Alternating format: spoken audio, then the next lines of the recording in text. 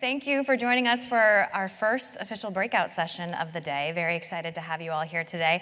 Hopefully you had a chance to see some of the keynote and you have left that moment inspired and kind of eager to dig into the details a little bit more, which is what we're here to do today. My name is Kandice Carlson and I'm the head of our North America industry marketing team here at Google Cloud, which really means that I spend my time thinking about cloud capabilities and how they can drive business outcomes for our customers across industries in a number of different use cases. I have spent a ton of time in retail with our retail customers, and so I'm incredibly excited today to be joined by Urban Outfitters and Nuuly to really dig in and talk about how they are thinking about demand forecasting in industry and inventory logistics. And we have this word in our description of modern demand forecasting, and so we'll talk a little bit about how they're approaching that today. From the large established brands that they have of Anthropologie and Free People to newer emerging subscription models like Nuuly. So we're gonna kind of cover all of it today. Before we get too far into it, we'll speak on stage here for about 20-25 minutes, and then we have this microphone in the middle. And we really encourage you to ask questions. This should be a dialogue. Hopefully as we speak, it inspires ideas for you. So please, we'll get to that moment and we'll call it out, but know that that microphone is in the middle for you to make sure everyone can hear your questions. So with that, I'd love to welcome Alan Rosenwinkel, Director of Data Science at Urban, and Jack Delaney, Senior Reporting and Analytics Manager at Nuuly. So thank you both for being here and for making the trip. Now I should have done the stool thing first, hold on. So before we get into our conversations here, just a quick raise of hands. How many people in the audience are thinking about inventory logistics or demand forecasting specifically? It's on your mind. Awesome. And of those hands raised, how many of you have started implementing AI or some form of AI capabilities within how you're thinking about solving that? Wonderful. Okay, perfect. So we're going to get right into that. So Alan, why don't you tell us a little bit about both your role at Urban and the Urban family of brands as well? Sure. Thanks, Candice. Thanks for having us. Yeah. Thanks, everybody, for coming. It's great to be here. So as Candice mentioned, URBN, the parent company that Jack and I work for, are a portfolio of global fashion brands. Anthropologie, Free People, and the Urban Outfitters brand are our brick and mortar and e-commerce sort of conventional retail brands. And then Nuuly is our newest circular fashion brand, which Jack will talk about. I head up the data science and machine learning engineering teams at Urban across all of our brands. We work across Nuuly and the other brands stay mostly I will be focused on, our retail brands. Jack will be covering our Nuuly brand. The Urban's fulfillment network, distribution network spans across North America and Europe. As you'll hear in a bit, it's going through some modernization. We're excited to talk about that. I think that's about it. I'll pass it to Jack to talk about himself. Yeah, thanks for having us, Candice. Sure. So yeah, to back up and talk about Nuuly a little bit, Nuuly is a subscription clothing rental business that the URBN brand launched in 2019. So what that means is you pay $98 a month to rent 6 or more items. And we have brands like including our sister brands, so Urban Outfitters, Anthropologie, Free People, but also other brands. So we have stuff like Levi's, For Love and Lemons, A Goldie, et cetera. And this really arose in 2019 amidst the rise of subscription boxes in general, so things like Birchbox for makeup, or like even Stitch Fix in clothing. The difference in opportunity that we saw is where Stitch Fix, it really uses AI and stylist recommendations to pick clothing for you. Our customers really preferred autonomy in picking. So it's really taking the shopping experience and making it a monthly subscription service. And additionally really solving for a paradox that a lot of our customers have been facing, which is you want to keep your wardrobe fresh, but you want to do it in an environmentally sustainable way. So having to constantly purchase new stuff only to wear it once is not environmentally or financially sustainable.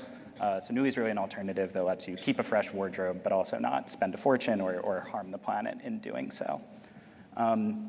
And then we've really, to get back to your question about logistics, Candice, we really have enjoyed, rapid subscriber growth. So currently we only have one fulfillment center in the Philadelphia area, but we recently acquired more space in Kansas City.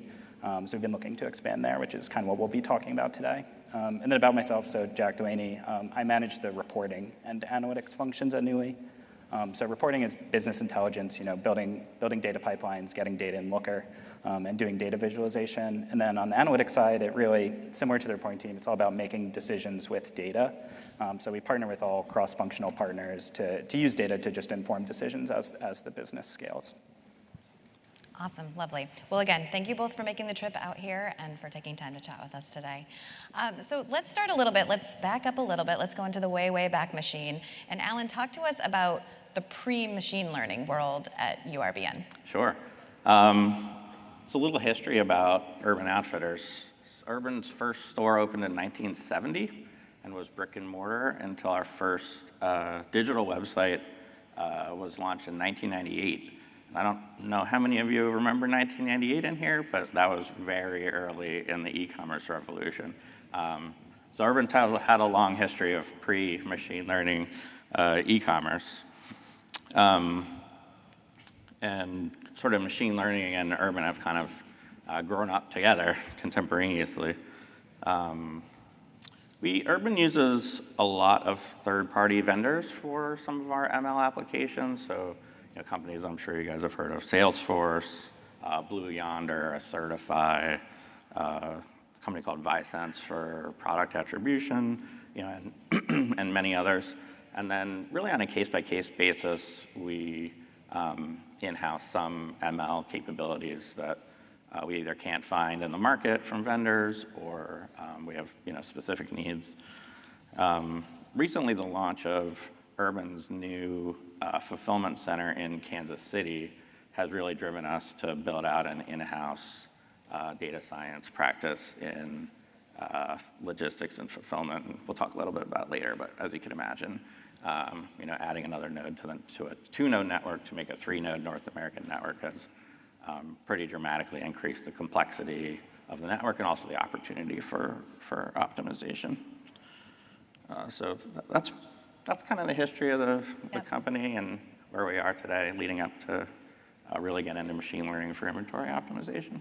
Yep. And so right from the bat, almost, I mean, I know brick and mortar was obviously before e-com, but you're having to deal with inventory across different channels, some in the store, some online, kind of sorting all of that out.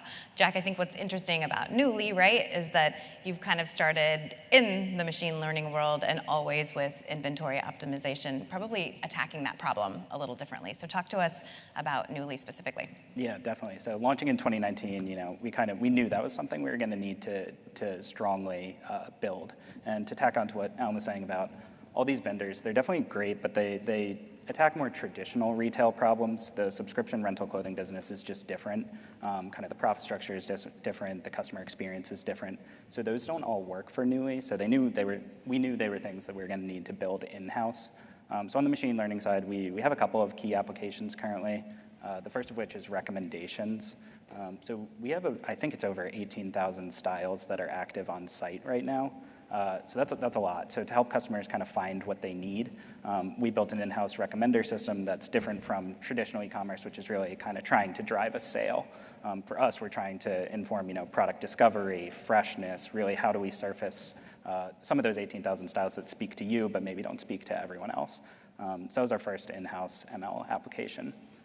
We also, when you rent those 6+ items, you have the option to purchase them. So we built an in-house pricing algorithm that determines the profit optimal price while still meeting some business objectives. And then more recently, we've been focused on the concept of demand forecasting, inventory optimization, and moving toward that dual node network. So I might, if you don't mind, because I know a little bit about the story. Jack and I were in a webinar last May. This is very different than a webinar. But we talked a little bit about CSAT and how you thought about customer satisfaction and kind of the tie with the technology choices you make and what your customers need and want. And I thought it was super interesting because you noticed that CSAT was lagging on the West Coast, but it was due to shipping. It was directly tied to inventory and shipping. Any thoughts? I know the Kansas City operation kind of has helped with that, but any comments there on kind of how how your customer interactions help you make choices technology-wise? Yeah, definitely. So for anyone who doesn't know, CSAT, customer satisfaction, just a rating 1 to 5. What we noticed, what Kandice was saying when we dug in, is that it was lower on the West Coast, and dialing into the problems, it really is isolated to shipping speed. So that one distribution center that we have outside Philadelphia, servicing the entire country, you have to imagine it's not going to be not the most cost-effective or time-effective to send stuff out to West Coast customers. And then this is a monthly subscription service. So when you're ordering, one-off orders from Amazon, it's annoying if it arrives a day or two late. But with a monthly subscription service, you're paying for that 30-day period. So the time that you have with Close at Home is very important. So in order to attack that, in order to address customer experience, we're really hoping that this additional warehouse in Kansas City is going to let us give customers more inventory, but also faster shipping speeds. So it should be a win-win on the customer side there. And that's just one example, but we really have customer first. I think that's important with every subscription model. You're really asking people to reevaluate every month if they want to renew that contract. So you have to put the customer first. Like they're reassessing their engagement with Nuuly each month, so it's pretty critical. Yeah. Alan, I'm curious from like the URBN brands in general, like what are the top inventory challenges that you're facing today? Like just kind of at the macro level. Yeah. Up until recently, before we launched the Kansas City fulfillment center, we had basically a 2-node North American network, a fulfillment center in Reno, Nevada, and another in Lancaster, Pennsylvania. And the demand for our products typically spreads across the East Coast and West Coast. So it was fairly simple to figure out where the inventory should be to match demand from the coasts. As we've launched the Kansas City fulfillment center, that challenge of how do you distribute your inventory across the 3-node network becomes a lot more complicated because now you have this new fulfillment node in the middle of the country that can adequately fulfill either coast. Right. So there's sort of a competition between getting the inventory to the coasts and getting those orders shipped to coastal customers as quickly as possible versus keeping the inventory in the center of the country where you're mitigating the risk of having a shipment have to go from an East Coast fulfillment center to a West Coast customer, which is slow and expensive. So that's sort of where we've built our ML and sort of data science capability and starting to build things like discrete event simulators to answer kind of what if scenarios. If we had laid down inventory using a certain methodology, how would that have impacted fulfillment costs and speed to customer on historical data to help arm executives to make good decisions in these very counterintuitive and non-intuitive problem space. Yeah, and you mentioned executives there just for a minute, but like who are your key line of business kind of folks that you're working with across the organization? Are there certain departments, et cetera, that you have higher interaction with? Urban, at URBN, the brands are run quite independently. Sure. So each brand is really a core stakeholder. They take the P&L. Got it. And then there's a logistics organization that manages the actual warehouses that I would say is sort of our primary customer. Yeah. And then there's our organization, which is part of what we call Urban Technology, which is a shared organization across all of the brands. Yep. So it's the organizational structure does impact how you execute the work, and so I think it's a pretty good situation. Yeah, wonderful. And how about biggest challenges for Nuuly specifically, Jack? Yeah, so the first challenge we encountered is the lack of space in our current warehouse. So we're building the second Kansas City warehouse long term to enable subscriber growth, but we also wanted to retrofit our existing distribution center to support more inventory. So in order to retrofit it, you need to do construction, and construction involves a loss of the current space you have.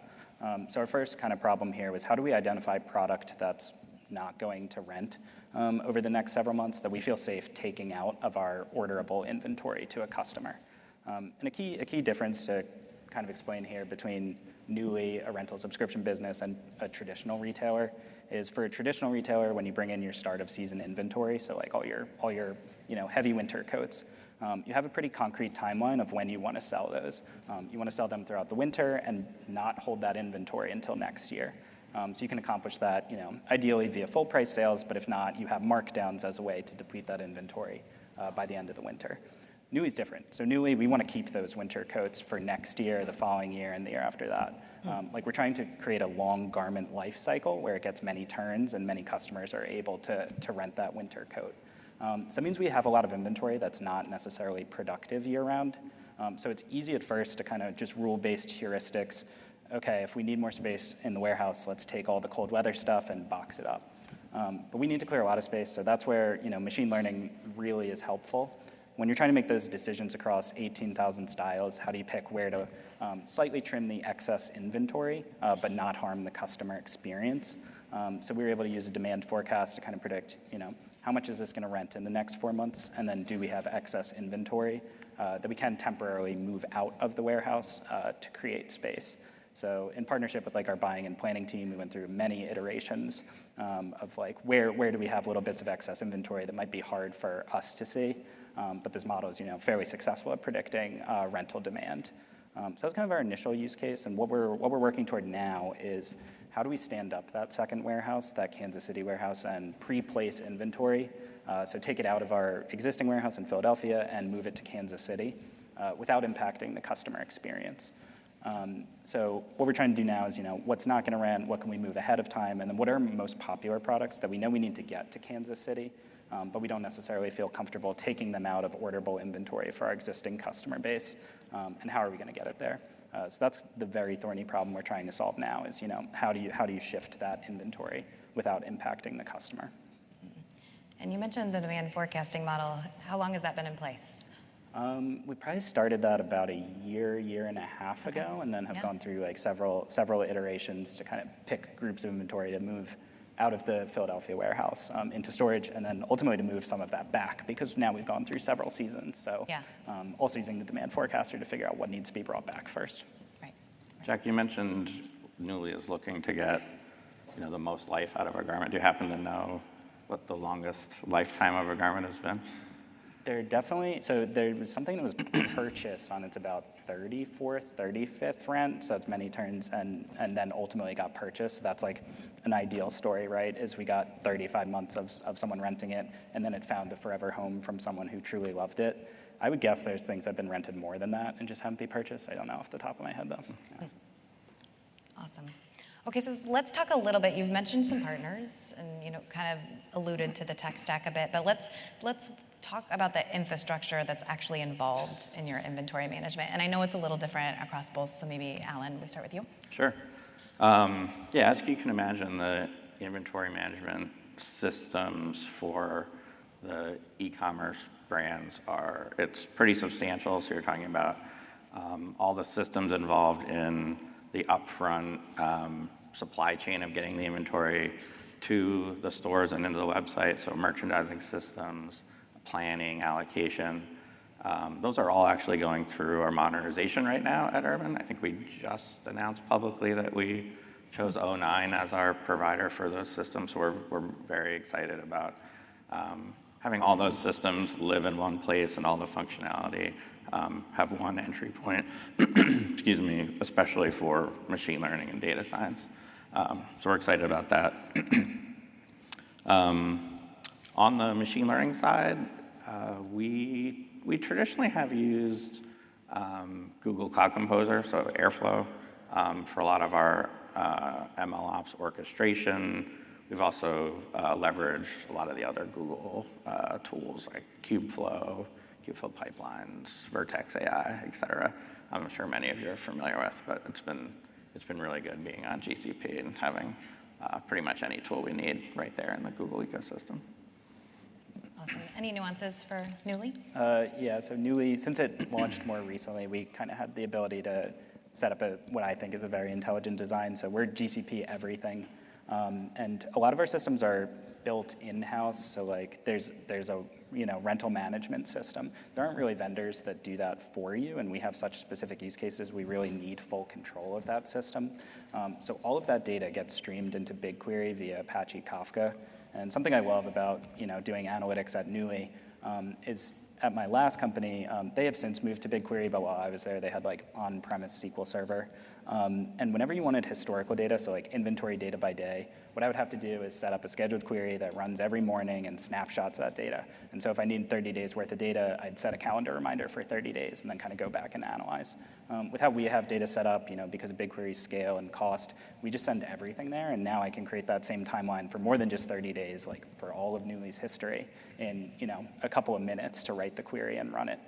So it's been really useful on the analytics side to be able to really create full timelines of data and conduct much better analyses, honestly, because 30 days usually isn't enough to get like a full year or whatever. So it's been really nice that data is kind of like a first-class citizen at Nuuly, and we're able to make a lot of decisions with data that way. And then on the reporting side of my team, so they stand up ETL pipelines. So we have kind of an in-house solution currently, but it's orchestrated with Google Cloud Composer, Apache Airflow. And then we have Looker and Looker Studio sitting on top of a lot of that for data visualization. And then lastly, we honestly use a lot of spreadsheets, so a lot of Google Sheets. They're a great collaborative tool, great for sharing stuff cross-functionally. So, it's one thing to have like a demand forecasting model in a notebook, but to get stakeholder buy-in, you really need to like speak in their language, and they're always in spreadsheets. So giving them the ability to kind of do their own calculations, do their own filtering, and really see the outputs of a model is pretty key. So we're in Google Sheets all the time as well. Yep. What would you all say, like, so as you're making these changes, or even like the choice to go to '09, or you're raising a new demand forecasting model, what are some of like the big wins within the organization that you've had since you've kind of started thinking this way, employing new technology? And then also I'm just curious, like, how do you share those wins? I think there's probably great things happening in the original brands. There's great things happening with Nuuly. Like, how do your team cross-functionally, how are you identifying the big wins and then sharing them? Yeah, that's a good question. I would say the big wins, especially as it relates to Google, are one, just sort of obvious, but being on a strong cloud provider with all the tools.